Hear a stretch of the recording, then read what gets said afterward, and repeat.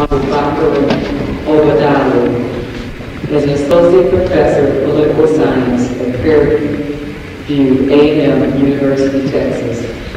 He earned his PhD at Temple University in May 1985. Dr. Obadele also serves as president of the Provisional Government of the Republic of New Africa. The Provisional Government, following the Malcolm X doctrine, leads the movement to establish an independent New Africa that is black, nation-state in 5 states of the Deep South. The 5 states are Louisiana, Mississippi, Alabama, Georgia, and South Carolina. The high point of the Provisional Government's work occurred in Mississippi between 1970 and 1976. The movement has been slowly rebuilding since then and has achieved a new momentum.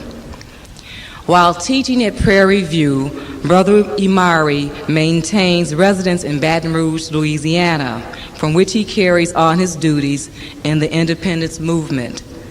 The target area for the first free area of the Republic of New Africa is the western Mississippi and the part of Louisiana along the Mississippi River from Memphis in the north to New Orleans in the south. That has been named the Kush District. Dr. Obadele was born and grew up in the South Philadelphia, Pennsylvania. He is author of several books, including Free the Land, America the Nation State, and A Beginner's Outline of the History of African People. He is a contributor to the small but important book entitled Reparations, Yes. In August 1971, in order to halt the organizing activity of the Provisional Government in Jackson, Mississippi, the FBI and the Jackson Police staged an attack on the RNA official residence in that city after having failed to destabilize the Provisional Government's work by other illegal COINTELPRO means. A police superintendent, lieutenant, died in that attack, and another policeman and another FBI agent were wounded. They sent the RNA-11 to jail, including Brother Imari, who spent 19 months in jail in Mississippi and 3 years in federal penitentiaries. He was released in 1980 and resumed his work in the independence movement and is here to give us an update and information tonight. I bring you Brother Imari Obadele.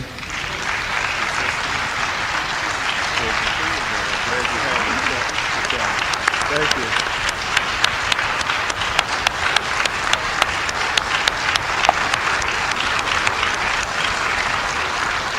Thank you.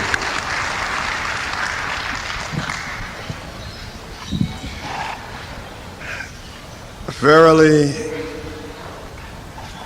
verily, I say unto you, that except a corn of wheat fall into the ground and die, it abideth alone. But if it die, it bringeth forth much fruit. It's the 12th chapter of John, 24th verse. I bring you greetings from the Provisional Government Republic of New Africa and from the National Coalition of Blacks for Reparations in America. I want to greet especially the organizers and conveners, Brother Hannibal, Sister Ray Jones, Brother Shango, Dr. Jones, and all of you distinguished people who have come here tonight, not only to honor Malcolm X, but also to talk about and plan for and finally act upon our future. I'm going to talk very briefly and center my remarks today on the issue of reparations. You will recall that reparations is the idea that black people, in our context, should be paid for slavery, that even those of us who exist today should receive payment for the unjust war and the enslavement of our people in this country. Unjust war waged against us by the United States and sanctioned in the United States Constitution. Now, when you think of Malcolm X and recall that much of what he did was to urge us to be self-reliant, it is not unfair to ask why then would we connect Malcolm X to reparations? Well, the answer is rather simple. First of all, Malcolm was the founder of Muhammad Speaks newspaper for the Nation of Islam, and on the back, the quest of the Nation of Islam, as enunciated by the Honorable Elijah Muhammad, called for land anywhere. This is part of a reparations demand, and an old one. It also called for the oppressor to provide means for a given amount of time so that the nation of the oppressed people on this independent land would have a real opportunity to build. So that while Malcolm stressed self-determination, excuse my horse, since we drove in from Baton Rouge, and I haven't quite gotten over the little hoarseness that I got during that trip. Malcolm's talk about self-reliance necessarily had to encompass questions of justice on the one hand and questions of economic development. So what I want to do very briefly tonight is, one, talk about the economic realities of, and indeed the history of reparations. I'd like to move on then and speak a bit about the Conyers bill that is in Congress at the present time for reparations and the work of the National Coalition of Blacks for Reparations in America. And then I want to conclude with a few remarks on our own obligations and on our reality for winning reparations in our time. Now, obviously, the thing that I read from John in the Christian Bible has a great deal of relevance with Malcolm X. You who are here are obviously the fruit that came about because Malcolm died, like the seed. And now it's bearing fruit, not only with us here, who maybe are special in a sense, that we have studied and we have been involved in many things that relate to our understanding of Malcolm's work. But the fruit also are young brothers and sisters who yet do not have a clear understanding of Malcolm's mission and work. But the fruit is here. Now, what about this matter of reparations, payment for slavery? Where did this idea begin? Sometimes we like to think of General Sherman and his march to the sea. You will recall that during what was effectively the last year of the Civil War, Sherman cut loose from his supply lines and marched across Georgia, got to Atlanta, and went from Atlanta to the sea. And in doing this, he gathered behind him a great number of people. The Africans, new Africans, Africans in a new place, us. New Africans who had left the plantations and followed this army because they knew it meant freedom. Now, this general, William Tecumseh Sherman, is the same general that in 1868, the same year as the 14th Amendment, would go into the Navajo territory and for the U.S. Army impose an unequal treaty upon the Navajo and therefore contribute to the oppression of the Navajo. But in 1865, he was courteous enough to take 20 of us who were some free and some newly freed and ask the basic question, what is it you want? And then listen to the answer. As a result of that answer, General Sherman, our answer was, as always, land and education. As a result of that conversation, Sherman took the Sea Islands. He didn't wait for Congress.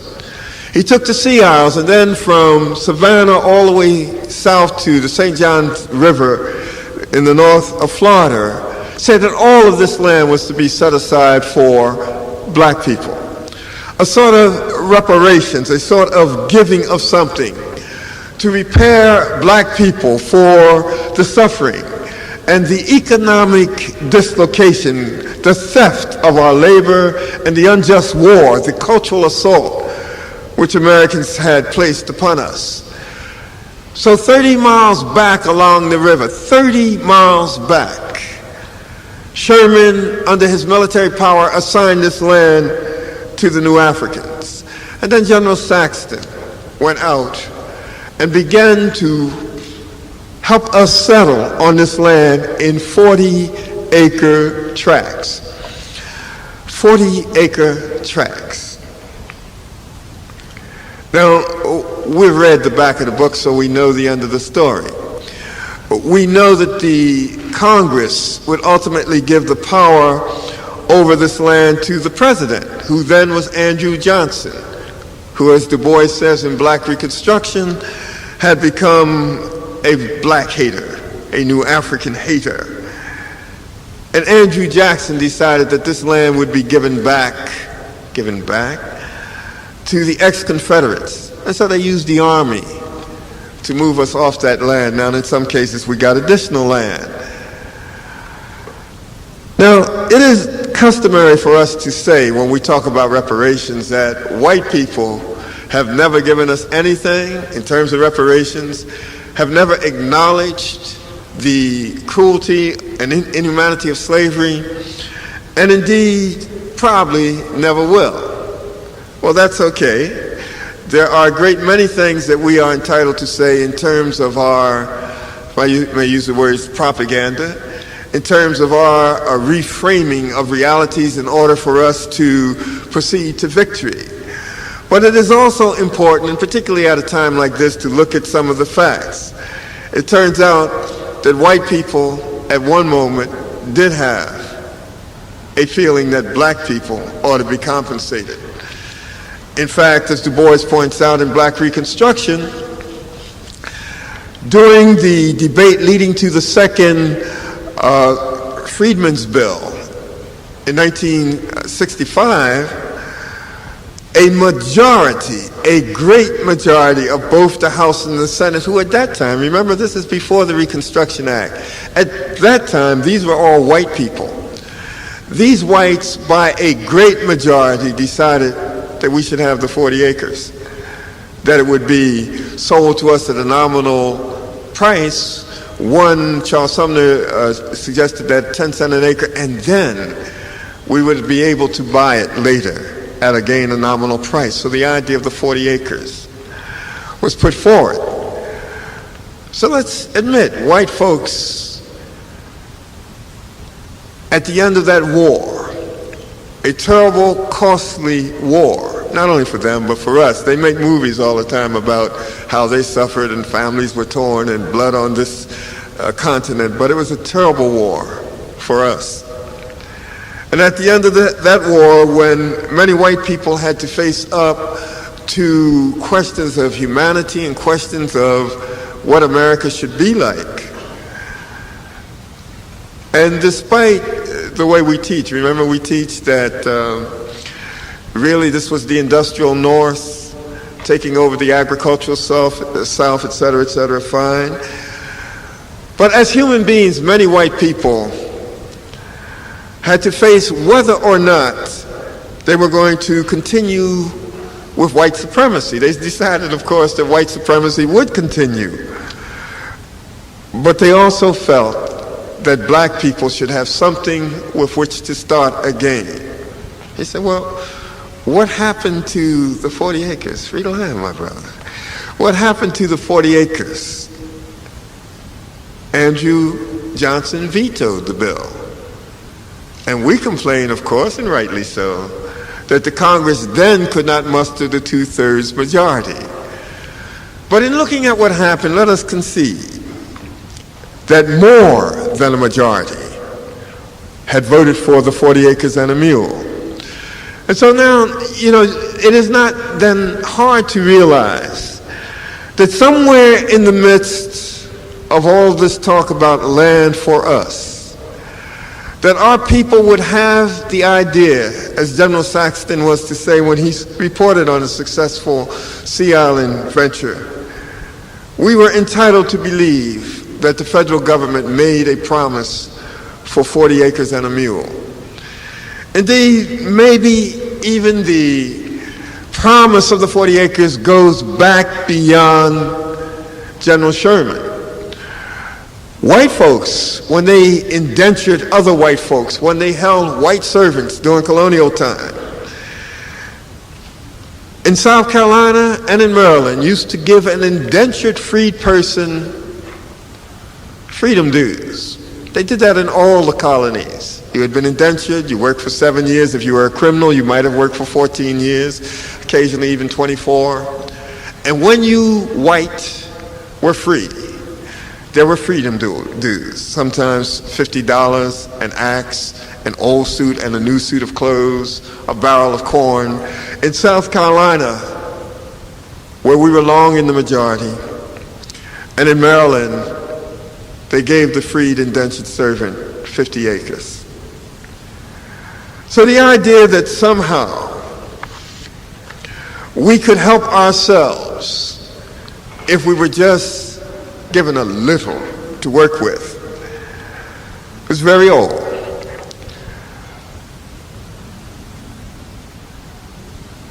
Christopher Alston, a historian in Detroit, reminds us very effectively, his book should be out this year, that we have never forgotten reparations. That in the 1890s, black people across this country organized into something called the Ex-Slaves Bounty and Reparations Society, collected 50 cents apiece, waged their campaign at Congress, and indeed found some white congressmen willing to support the idea that blacks should be compensated for slavery, or at least given something with which to begin to build economically new lives. Well, what happened to the Ex-Slaves Bounty and Reparations Society? The sister reminds us of strange fruit hanging from the trees.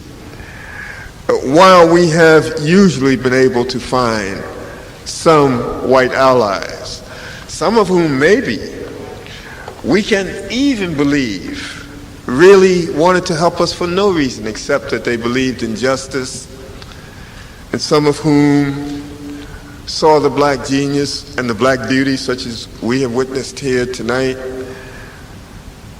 we were always able to find some white allies. But the American government has been eternally hostile to black people. The American government jailed these men and women who were in the leadership of this movement. Women in the leadership of this movement. They jailed them. Prelude to Marcus Garvey, soliciting through the mails. But then Queen Mother Moore perhaps serves as another beacon to us.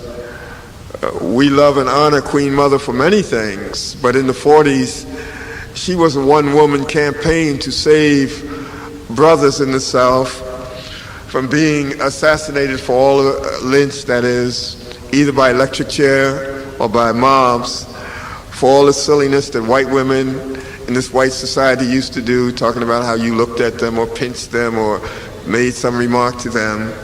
And Queen Mother, particularly in Louisiana, worked to get governors and others to commute these sentences, and work with all of the audacity, some of which maybe in her physical presentation she has lost today, but never in spirit. And Queen Mother Moore, going across the South, saving lives of young black men and demanding reparations, forming the Ethiopian women, and somewhere in the back of her mind was a concept of the legal idea of laches, meaning that if you have a right and you don't do anything about this right, then you can't claim it later. And Queen Mother and Dara Abubakari and Virginia Collins and others out of New Orleans and in the South formed the Ethiopian Women's Association. They went to New York. And indeed, Queen Mother would get her name from Baba Adafumi in New York. And they sent a missive to the United Nations in 1963 because they had an idea that unless within 100 years of the Emancipation Proclamation we made a formal demand to international sources, we might as well forget reparations, since they did it to try to preserve for us the idea and the right to avoid this legal concept of laches. Queen Mother, Virginia Collins, women in the struggle, preserving for us this right. And all of you here, most of you here, except the very young, know the modern story.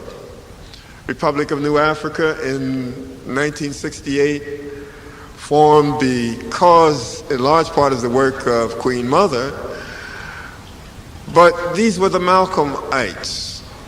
The members of the Malcolm X Society formed after his assassination, who then called the Black Government Conference. And when we finished that, and Betty Shabazz was there and leaned over and said to me, when they nominate, I would be willing to serve as second vice president, and she was named second vice president of the provisional government. And here, where a Declaration of Independence was concluded, part of it says, we claim no rights from America except those rights that belong to people all over the world, and these include the right to reparations for the grievous harm inflicted upon us, our people, by the United States. The Republic of New Africa people went into the streets. Some of you in Chicago may have first encountered provisional government people asking you to sign a petition, and incidentally we have petitions out there now to support this bill of John Conyers, and I hope you'll take the opportunity to sign. And if you would like to be part of the National Reparations Coalition, just put an asterisk by your name, because there will be formal meetings here in Chicago. But then there's the African People's Socialist Party that began a series of tribunals calling people in to testify, to make a record as to reparations, as to the harm. And you lawyers who are in the audience know that one of the things that you do all the time is to value life. I mean, obviously you can't put dollar signs on somebody's life, but you have the task as lawyers to go into the courtroom, somebody's been hit by a public bus, and you evaluate the age of the person and how many years they would have lived if they had not been hit, and what they would have been if they had been able to get a little more education, and you value life. Obviously, no dollar signs can take the place of someone who has been killed or even injured. I mean, you don't want $2 million even for your leg. Really. Lawyers value life. And so the African People's Socialist Party undertook to make a record so that we can begin to say, what is it that they owe us? What is the minimum that they owe? And as you can plan in your mind, when you take into consideration the Middle Passage, when you take into consideration just the war waged against us in North America under the United States Constitution's provision of what we call the fugitive slave provision, which said that you could not even leave just peacefully and quietly and go away because the whole force of the United States government, Army, Navy, Marines stood against you. Their court system stood against you. Never mind that, as the sister said, they will cut off Gabriel's head and hang it on the post. Gabriel understood that if he lost the revolution, that they were going to do that to him. He knew what kind of people they were dealing with, so they stuck his head and those of his companions on the post and arrayed the walks into the town of Richmond with these heads so that everybody, and particularly the black people, would understand that you don't raise your hand against white people. So we understood. The revolutionaries understood that if they lost, that would be their suit. But what about the little old lady? Reading her Bible and decides, unlike the Hebrew, she won't take any gold and silver. Won't say to the people who have been harming her, let me just borrow this so I can go out into the desert and pray. The little old lady who just leaves quietly at night, watching the North Star, barefoot. The full force of the United States government was against her, not just Gabriel or Nat Turner. And so the African People's Socialist Party began to make the record, come in and testify. What can we say? And you know, what can they give us here? It was obvious before the calculations were even made that they owed us the whole thing. And so the African People's Socialist Party worked in the streets and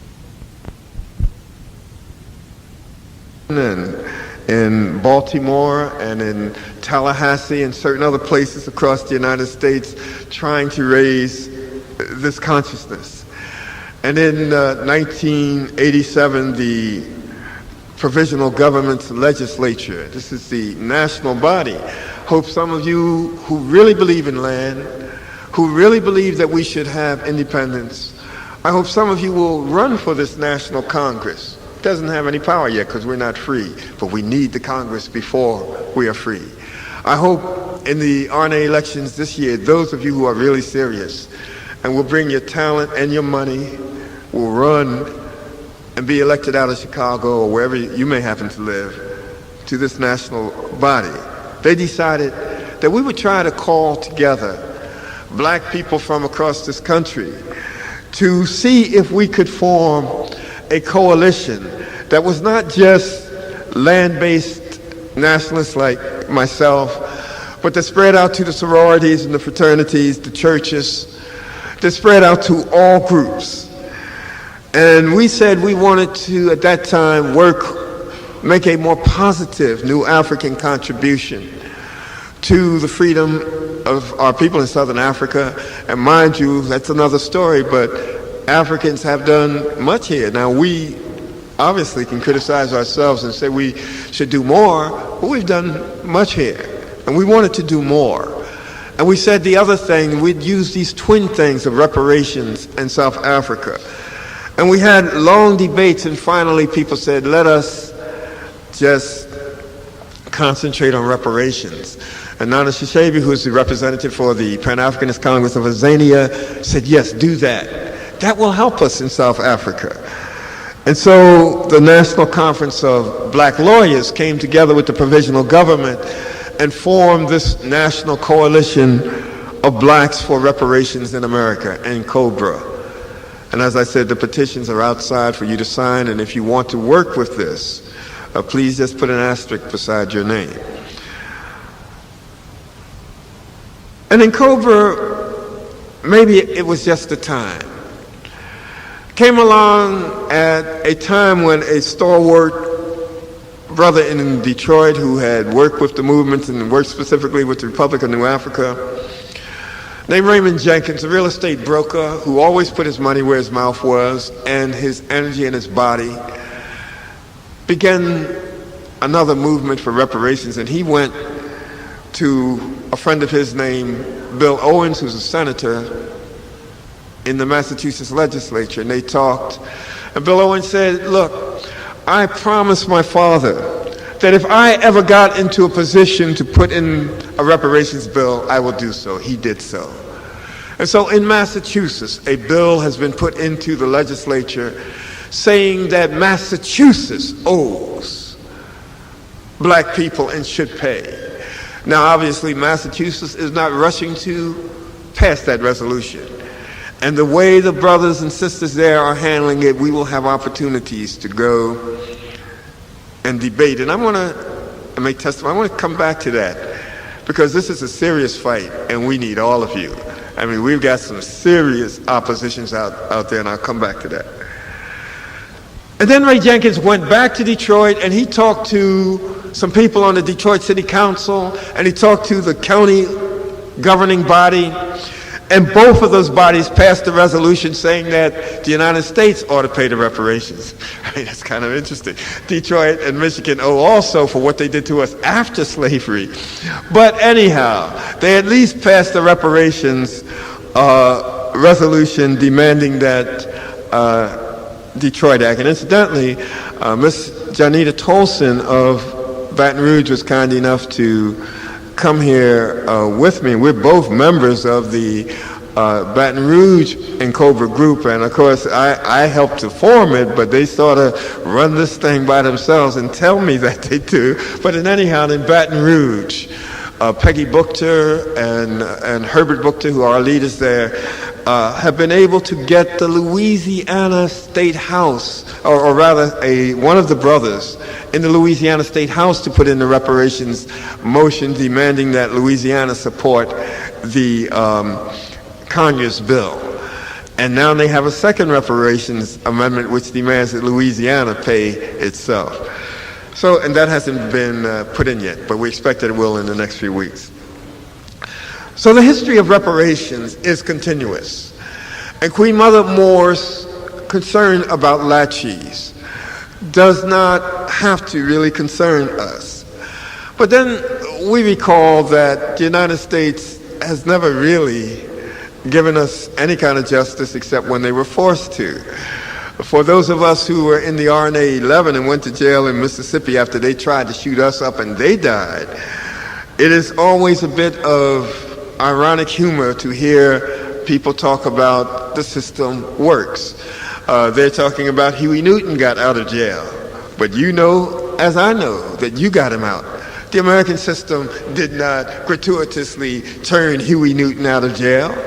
They look at Angela Davis, system works. The United States system did not gratuitously turn Angela Davis out. The system doesn't work, and we have to force the system to do things. So whether or not there's a doctrine of laches that could possibly have stood in our way, it really couldn't, because we have never forgotten reparations. It really doesn't matter to our enemies, and the United States is our enemy until they are willing to sign a peace treaty. As you know, they never signed it with Elijah Muhammad, not to mention Denmark Vesey, Gabriel. They haven't signed it with the Republic of New Africa, never apologized to you. Even the bill in Congress that I mentioned that was going to make it possible for you to buy 40 acres, never apologized to you. The United States is our enemy until they cease this war against us. Now, the enemy has to be forced. If they don't have laches, they're going to think of something else. And this is what I meant when I said we have a serious problem. Let me move on to John Conyers' bill.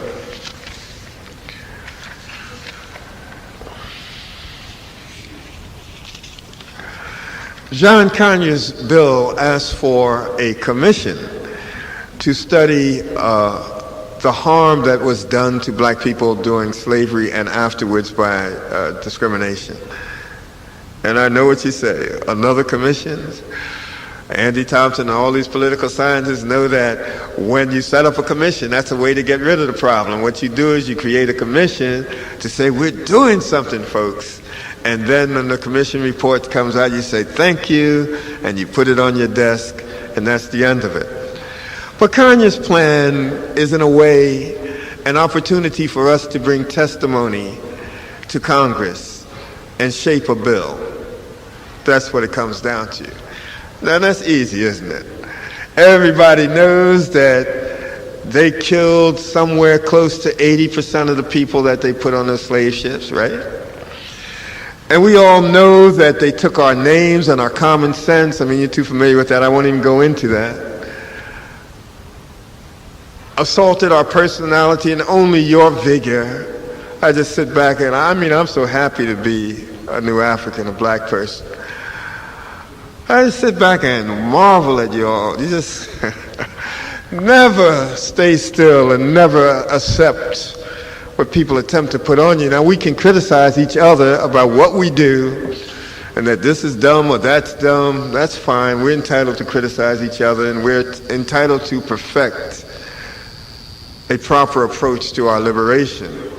But you are so busy organizing everywhere, achieving in educational fields and just doing everything that they told you couldn't do, flying space shuttles, commanding them, becoming mayors even though you sometimes forget who you are,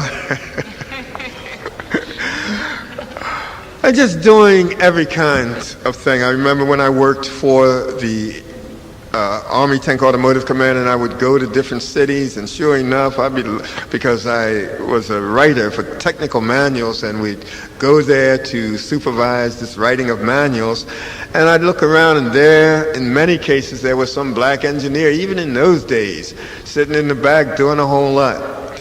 So such a dynamic people who never simply sat by and said, "Boss, don't hit me, and I'll just be happy to be here." Such a dynamic fighting people. But we got problems. Because you have heard that revisionist economists tell us that it wasn't too bad in slavery economically. That the poor white workers in the North had more of their surplus value taken from them than we did, right? So don't think that you can walk up to Congress backwards and blindfolded and throw the ball through the hoop. There's going to be some folks up there that are going to tell you, y'all didn't have it bad, and while we're thinking about it, we ought to help the white folks. So the economists have to come in with their serious work done. We look at Hofstadter and he said, well, Professor Hofstadter, a great guy, so that something like 12,000 black people, this is not the exact figures, were all those that went into North America. Now here at the end of the Civil War, we're 4 million people held in slavery. And remember, part of that re-education, never allow the students to say slaves. It's people held in slavery. Let's never forget the repression and the resistance. No slaves, people held in slavery. Now, we say, well, certainly we lost all these people in the Middle Passage. And they say, did you? I say, remember that some of our figures, we run 100 million. They say, we think that they pulled 100 million people out of Africa, or at least between those killed in Africa and those who died on the way, 100 million people. These white folks say, no, that didn't happen. There weren't even 100 million people living in Africa there. You see? You got serious problems as we begin to, as the lawyers do, value life. And so our historians have to be prepared. Don't get mad at John Conyers because he put in a bill asking for a commission. Just get yourself together to come down there with your facts right when the hearings open. It may not be this year. It may be later. And what else? Now, I think Brother Hannibal told me I'm going to have a chance tomorrow to talk something about the Republic of New Africa, but I just want to mention this to you. We in the provisional government take the position that black people should not say we're American citizens. I mean, this relates to also this question of our using the term African American. And I asked one of my colleagues, I said, Ron Walters, who was one of those who pushed, I said, look, Ron, why use this term African Americans? Because, we're not Americans. And he said, yeah, but just to get us to say African now is such an improvement that maybe we ought to take this step. But what concerns us is, maybe let's just say Africans. We're just Africans. I mean, like we say we're Africans in the New World, so we're New Africans, or Africans because in the 200 years between 1660 and 1860, we have, 7 generations. And in that time, who were these Africans? They didn't come from one country, one state, one nation in Africa. They came from several. I mean, even though they say, well, we came mostly from the West Coast, but you remember, it was the Portuguese who attacked into the Angola region and who also went around and attacked themselves into Mozambique. And so we came from all over the continent. And here we had many people from many different nations who could not stay together. In Africa, you knew who you could marry. Once you get here, you've got to marry the fellow or the woman who was next to you.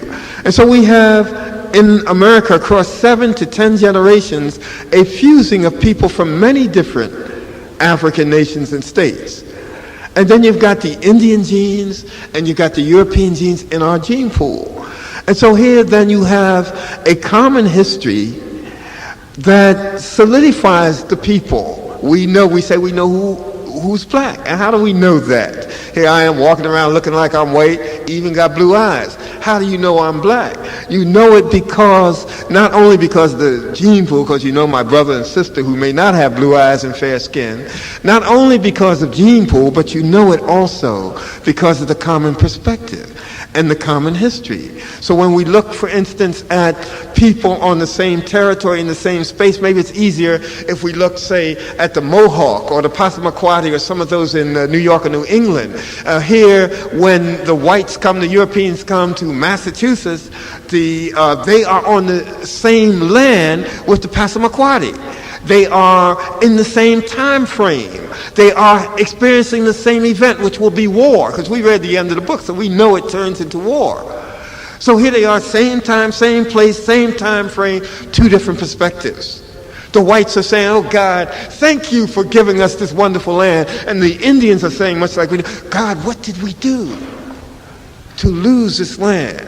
Or as we would say, God, what did we do wrong, Brother Shango, to get us in this mess? What can we do to get out of it? See, same time, same place, same event, 2 different perspectives. And those 2 different perspectives in history create 2 different nations. See, the nation is what evolves. We can't create it. Queen Mother couldn't, Elijah Muhammad couldn't. The nation evolves. It's not made up. Either we are or we are not. And we are because of gene pool perspective and history. We don't have state power. Gabriel tried. Denmark Vesey tried. Tunis Campbell tried and for a while succeeded. Sea Islands off of South Carolina and Georgia. The red towns and black towns joined together in Florida before 1819 and succeeded. Afro-Indian Seminole State for a while. But in general, we have not succeeded in freeing the land. We don't have state power. Yes, we have an army. When we think state power, we think army. But so small now, so tiny now. We are a nation without state power. And so in overthrowing colonial education, Brother Hannibal needs help. We all need help. We're going to get it. I mean, because this is an essential part of our reparations campaign. We cannot demand certain things if we don't, as Malcolm says in here in the education piece, if we don't know the past. And then if we don't know the terminology that is used today, and isn't that the terminology is right or wrong, but some of it is so potent in its acceptance that we have to understand the terminology in order to deal and get what we want. Again, not a question of whether the terminology is right or wrong, but we have to understand it. We must not be shy in the classrooms, Brother Kiasi was just telling me about his experiences, how principals come up and say, you got to teach this and this and this. And he goes in and he says, okay, I'll do that, and teaches the liberation of his people. We must not be afraid in the classrooms to teach that we are a nation. You see, oppressed people, no matter whether Europe or Africa, who retain some sense of their nationality, strive to build state power. You see it a little bit today in Estonia and Latvia. They understood that they were a separate people, nations, that the Soviet claim to their land was bogus, and so they fight or struggle to free themselves, to have state power, the army. We know that in Poland's history, the Germans have come in from the west, the Russians have come in from the east from time to time, wiped out Poland. And note that in many instances, Poles who lived under the Germans said, it sure is cool around here. These Germans are such marvelous mechanistic people, and they're letting us go to these schools. We ought to just forget this thing about Poland. And those who were living in the Russian area, does this sound familiar? Said, what do we need Poland for? Because we're all Slavs around here. Great Russian people. What do we need Poland for? But some Poles understood that their history was distinct from the history of the Russians or the Germans. And the moment they got the chance, which came at the end of World War II, there's going to be a new and free Poland. So it's not just us, but we must fight here against the colonial education. We must be ashamed that children in Soweto would go into the streets in opposition to colonial education to be taught in Afrikaans, and we teachers walk in and collect our salary. We don't even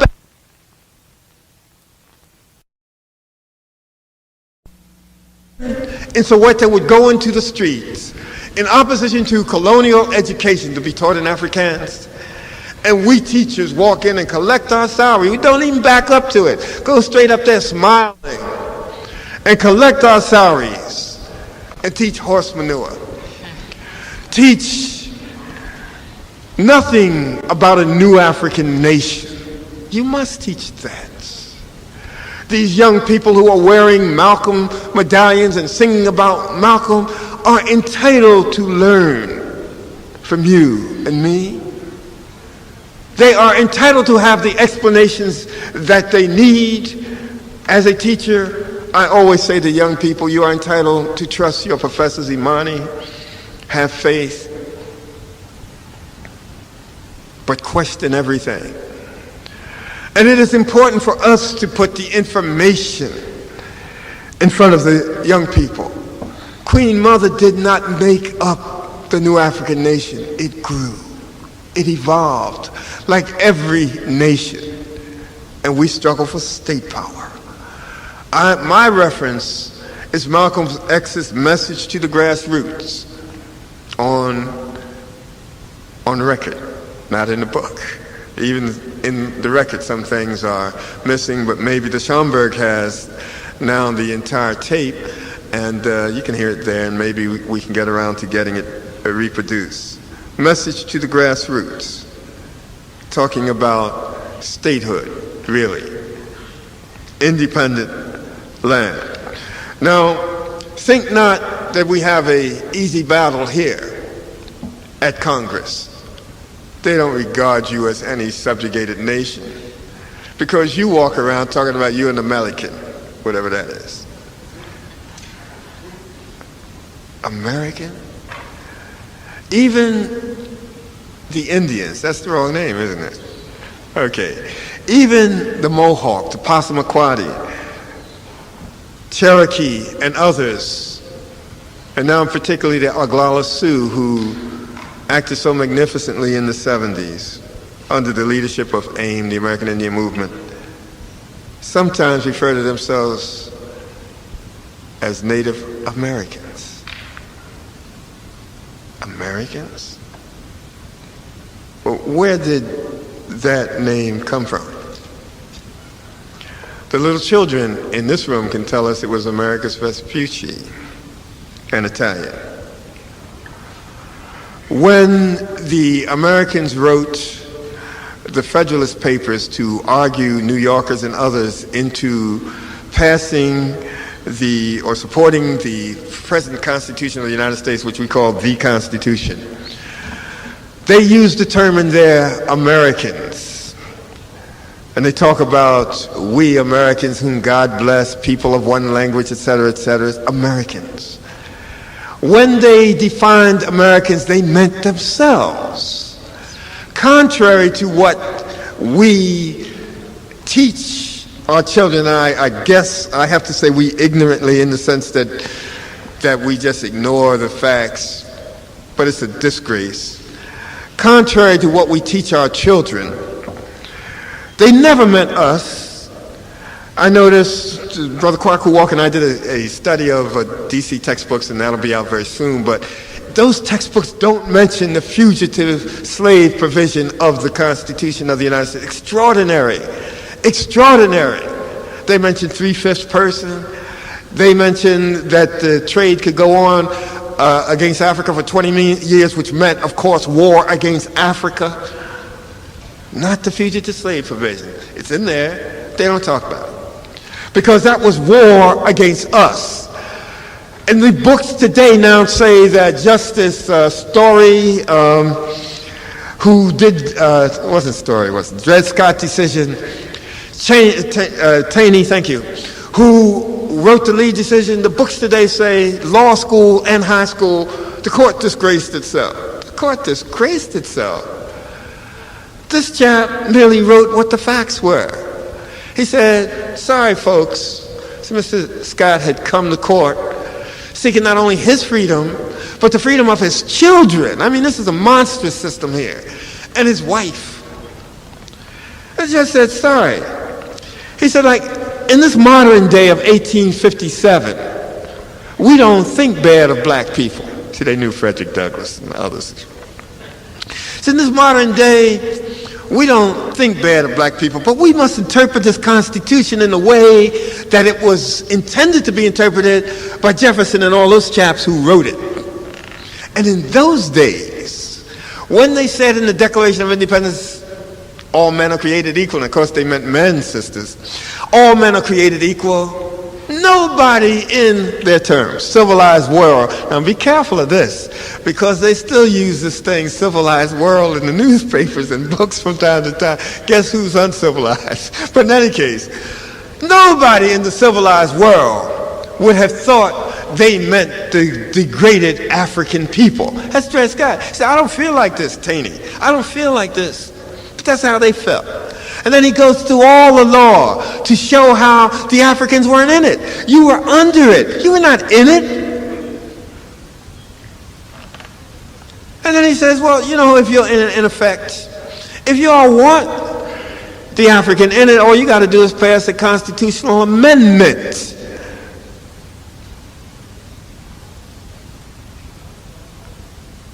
Otherwise, get out of my face. Dred Scott is a slave. So you think we got an easy task, right? Because Malcolm gave us the word. He said, I am not an American citizen, remember? I am one of the 20 million victims of America. We say, hey, cool. That's a statement of the international law. International law today says that you can't take a captured people and make them into anything. See, remember Portugal tried this, right? They said, hey, there's no such thing as Angola or Mozambique. They are just overseas provinces of Portugal. And as soon as these chaps learn to read and write in Portuguese, they get all the rights. Because we don't discriminate against anybody around here who can read and write Portuguese. But this is after 1960. And the African and Asians have a majority in the General Assembly. And I said, wait a minute, folks. We can't go for that. Said, if you have conquered somebody, you must ask them what they want to do afterwards. The conqueror cannot come and make you into anything. See, that's the international law. So when we heard Malcolm say, I'm not an American, I'm one of the 20 million victims of America, we say, that's cool. It's the international law there, put into a nice little statement. And so Joan Franklin, who was a lawyer and the first minister of justice to the Republic of New Africa and worked for the NAACP, came down and told us, she came to Baba Asurjaman Adafumi's brother, who was working in the Malcolm X Society, and to myself, and she said, look, you all over here, because we were working for the United States government, strange, but we were working for the United States government. She said, y'all don't have to renounce your U.S. citizenship. You never had any. We said, what? She said, you cannot take somebody that you kidnapped, hold them there, and then when they come and say you got to let them go, you say, okay, I'll let them go, but then now they're part of my family? She said, you can't, that's not logical. It is also contrary to the international law. We said, cool. The youngsters have to forgive me. That's what we used to say in the old days. Cool. Anyhow, no, they say chill now. Yeah. So anyway, we said chill, So we went ahead and we said we don't have any U.S. citizenship, and therefore the United States has to deal with us, right? And they have to deal with all black people because it's 4 natural choices. You've been kidnapped, even though they have not allowed us to stay Yoruba or Benin or whatever our nation happened to be in Africa because, all the mixture that we had to do here. Nevertheless, if I want to go back to Africa, that is a logical choice. Or if I just want to say, I'm out of here because these people have treated me so bad, I'm going somewhere else. I don't care if it's China, Sweden, or where. That's another choice. There's 2 of them, right? Then because they held you here, if you decided, well, I want to be an American citizen, that was a logical option and a possible option.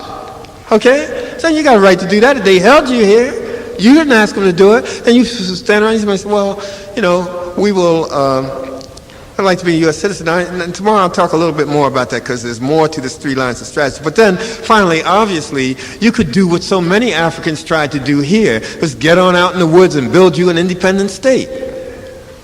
So those were the logical 4 options you had. And so when John Franklin told us about the law, we said, well, what we need to do is to bring to black people generally the idea of self-determination. And so that even if they make me, for instance, in Detroit, where I lived for a long time, if you wanted to vote in the enemy's election, you have to sign something that says, I'm an American citizen. So, we said, well, that's under duress. So first of all, the provisional government put out the word. We have issued the words, no black people have valid U.S. citizenship. But they still take our taxes, don't they? I mean, you can't go up and tell them, well, I'm a citizen of the Republic of New Africa, therefore I'm not paying the gasoline tax. Because you don't get the gas. I mean, so they take your taxes. And so if you're sitting in Chicago and they are getting ready to have an election for the mayor, what is wrong with you trying to get somebody in that's going to take better care of your taxes than somebody else? So I don't vote in the United States election because I have served as president for these years. There will be a new president in the fall, and I will hopefully get elected to the People's Senate Council from Louisiana. But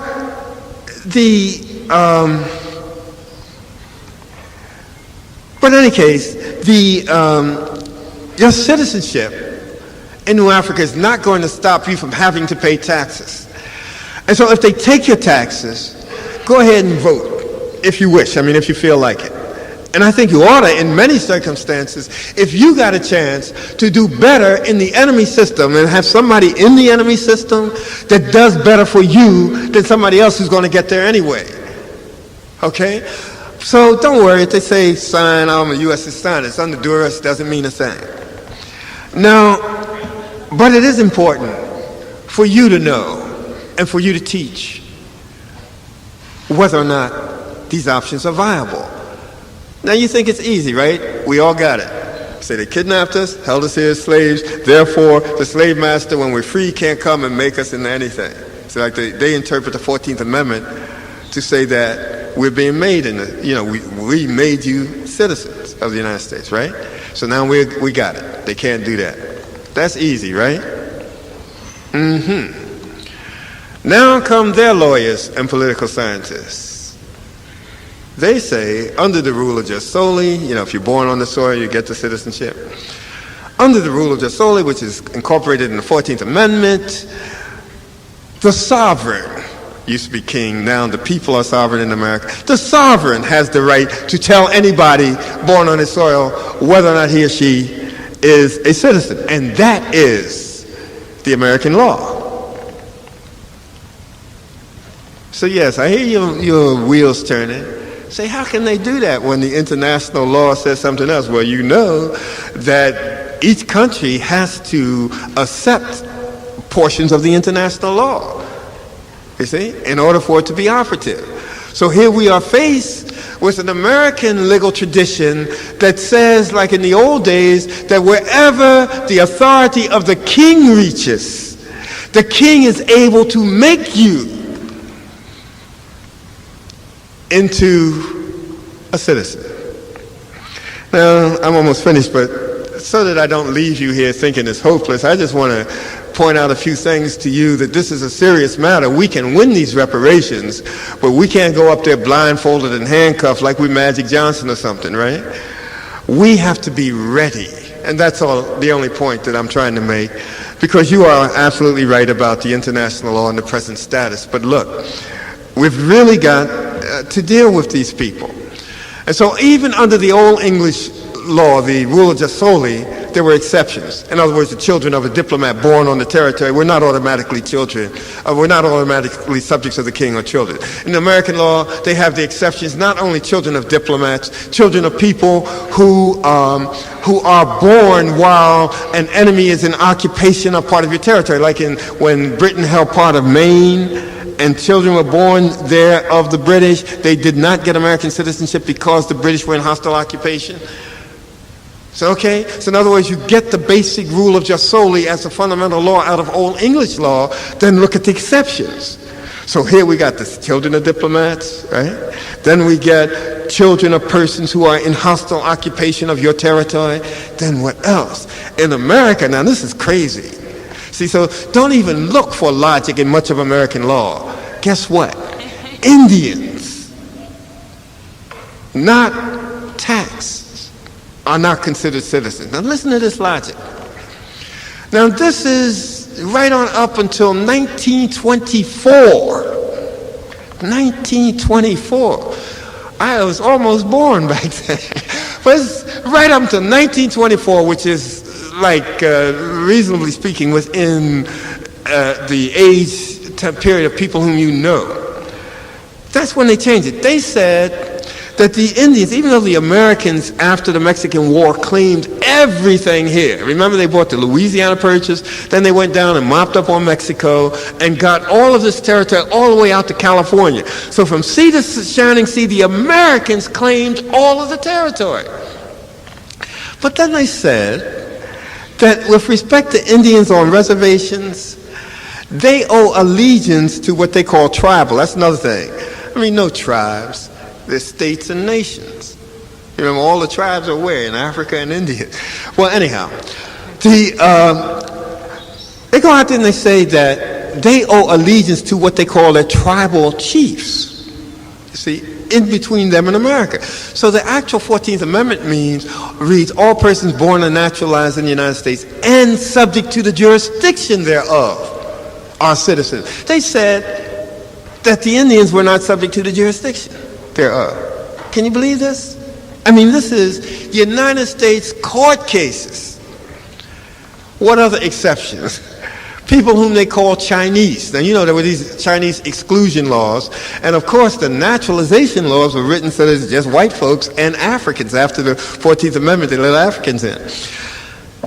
Not until 1896 does the court say, okay, children born of Chinese on this territory are citizens. So now here is our situation. Already they got this long list of exceptions, and our position is that the African kidnapped here is also an exception. And we're going to be ready for that one.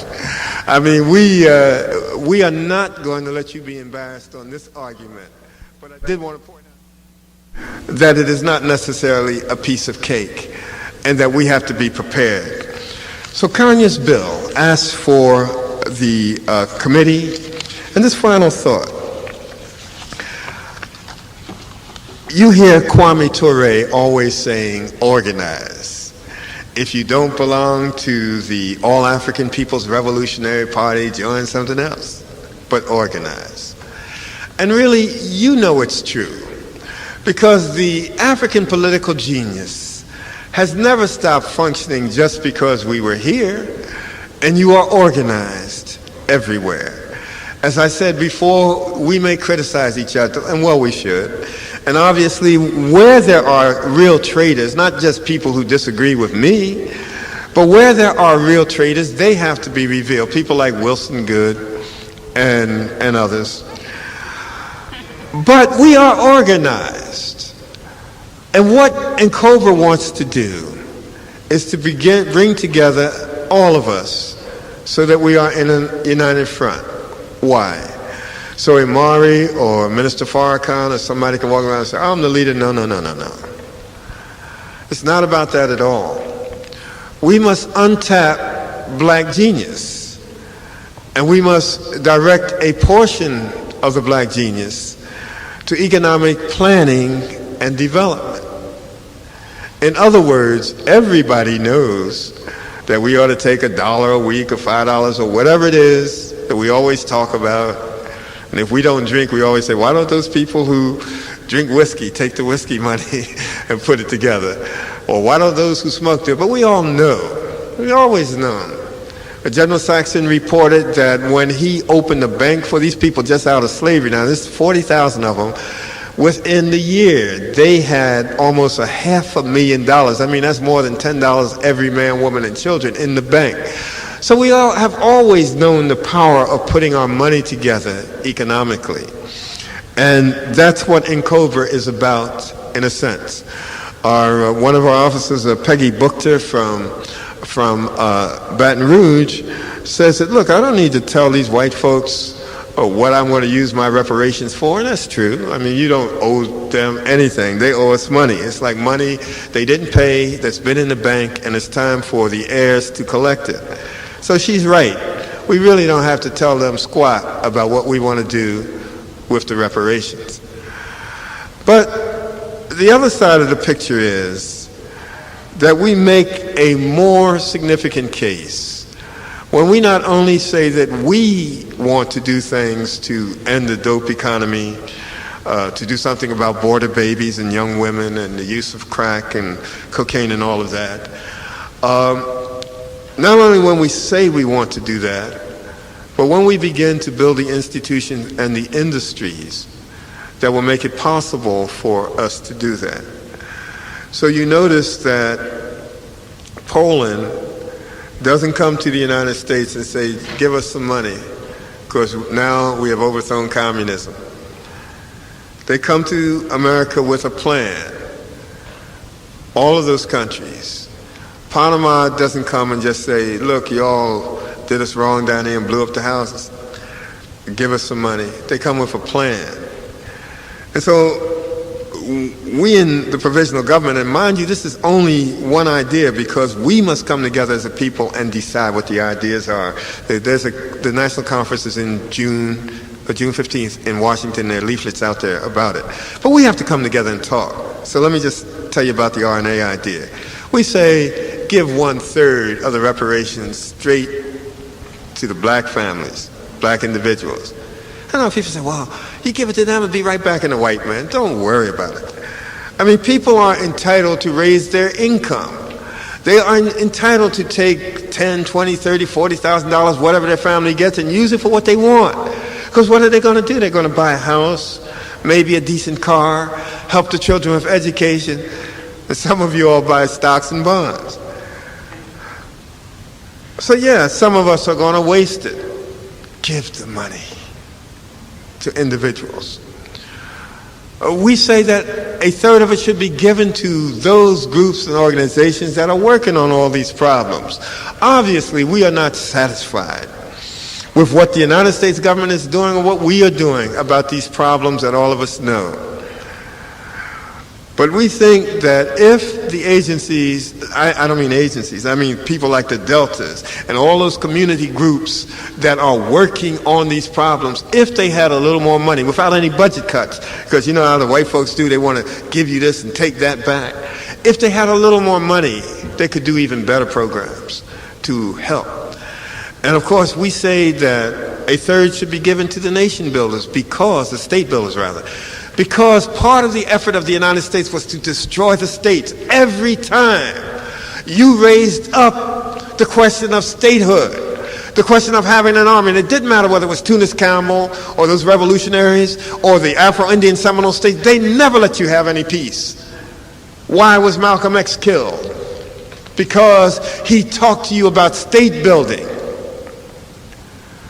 And the state builders' money would be used for economic development, collective economic development. We have to talk together and plan together through organized efforts. So how can we honor Malcolm? Remembering the words of John, or supposedly Jesus, as quoted by John. Verily, verily, I say unto you, that except a corn of wheat fall into the ground and die, it abideth alone. But if it die, it bringeth forth much fruit. We are the fruit, and it is necessary for us to organize, plan, and act. Asante Sana.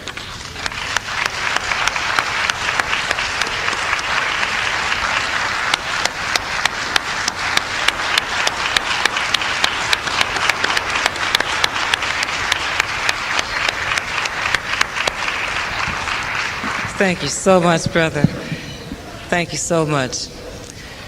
Brother Hannibal, are you in the room? Would you like to come and close out the session tonight?